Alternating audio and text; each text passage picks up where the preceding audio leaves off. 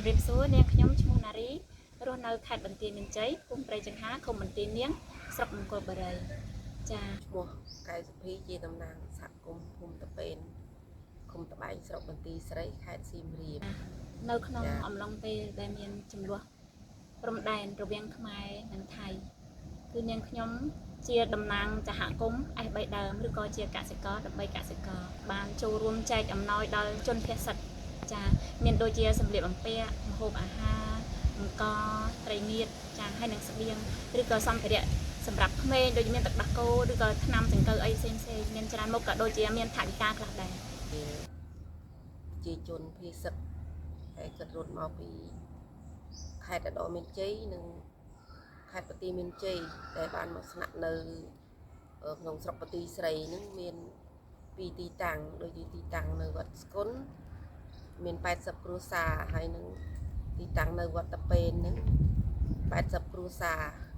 ដោយសារតែខ្ញុំមើលឃើញការគិតរត់មកហ្នឹងពិបាកខ្លះមកអត់មានមុងកតេលអីទេអញ្ចឹងយើងក៏មើលឃើញផលវិបាកគាត់ខ្លះអត់មានម្ហូបអាហារដូចថារត់ប្រទីបន្ទាន់ពេកអញ្ចឹងយើងបងឡើងយើងរៃជាបន្លែជាត្រីនៅតាមសហគមន៍យកទៅជួយគាត់លើកទី1ហើយលើកទី2យើងគៀងគោរោសប្បុរសធัวហើយនឹងអង្គការដៃគូដើម្បីជួយគាត់បន្តទៀតបានអង្គការដៃគូដូចជាអង្គការ PAD ដែលគាត់បានជួយជាថវិកាទៅទិញដូចជាស្បៀង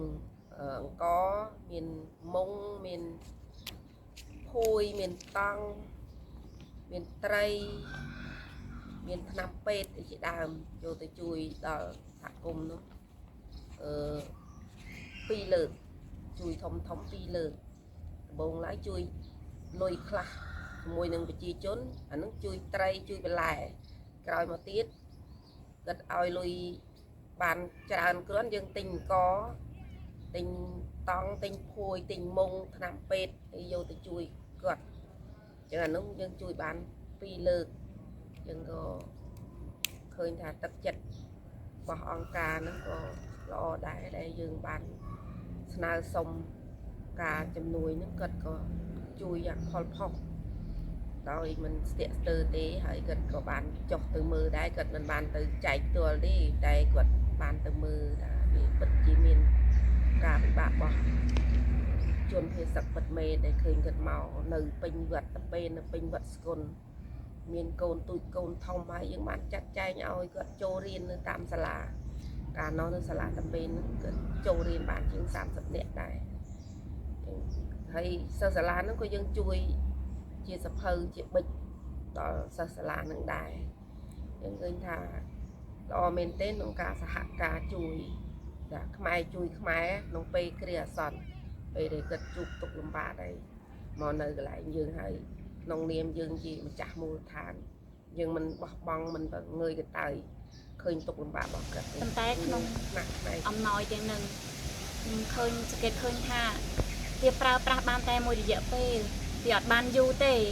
យើងជួយគាត់បានមែនតែយើងមិនអាចជួយគាត់បានរៀងរហូតទេ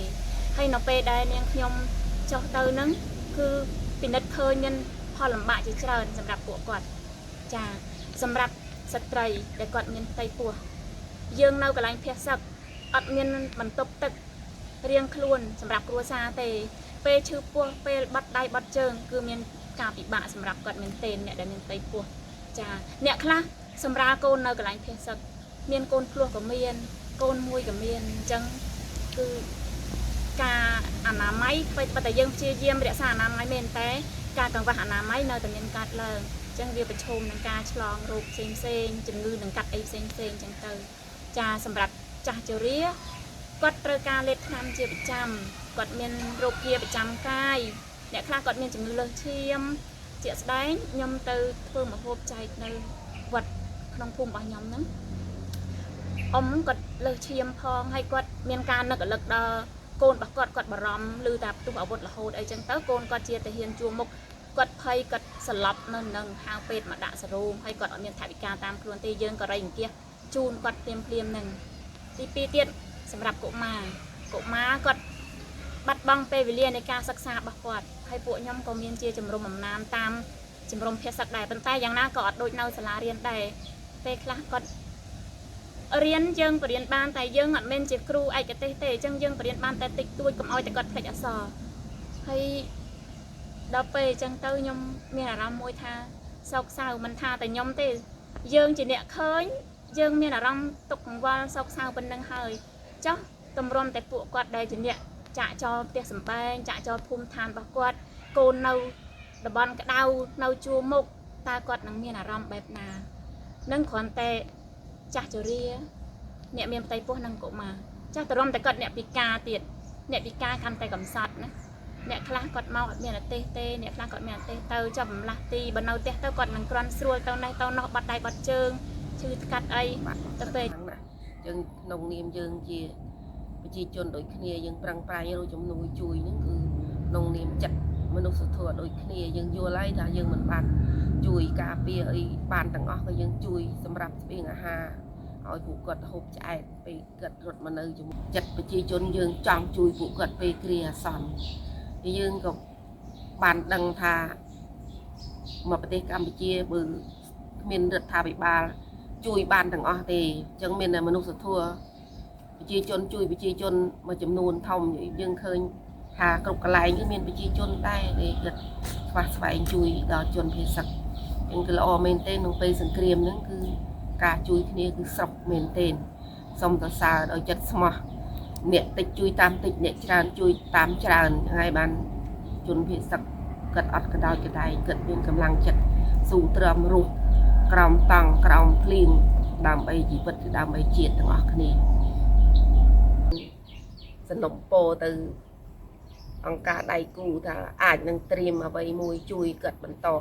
ទីមួយការរស់នៅរបស់គាត់ត្រឡប់ទៅវិញក៏មិនទាន់សុខស្រួលដែរដោយសារតែកន្លែងគាត់នោះទៅហ៊ានទៅនៅឈរជើងលោកគាត់ទីតាំងរបស់គាត់មិនទាន់ដាច់ទាំងស្រុងមែនប៉ុន្តែគាត់នៅរស់នៅរាល់ថ្ងៃហ្នឹងនៅជាមួយទាហានធ្វើឲ្យគាត់ជួបផលវិបាកមែនទែនបើសិនណាមានអង្គការដៃគូដែលគាត់យល់ឃើញទុកលំបាកចង់មានចំណាប់អារម្មណ៍ជួយយើងអាចគ្រងទុកពេលមានសភាពការឬការវេទនាឬផលលំបាកនឹងមកដល់យើងនឹងមានកញ្ចប់ថវិកានឹងជួយគាត់បន្តចង់ថាសំណុំពរដល់អង្គការដៃគូក៏ដូចជាអ្នកពាក់ព័ន្ធជួយស្វែងរកសន្តិភាពដើម្បីឲ្យគាត់បានទៅរស់នៅទីលំនៅភូមិឋានរបស់គាត់វិញឆាប់ដឹងថាឥឡូវនេះគាត់បានទៅខ្លះហើយតែមួយចំនួនទៀតគាត់រស់នៅកន្លែងជំរំភេសកនៅឡើយទេចាអញ្ចឹងសូមអ្នកពាក់ព័ន្ធក៏ដូចជាអង្គការដៃគូសូមមេត្តាជួយដល់ពួកគាត់សូមអរគុណ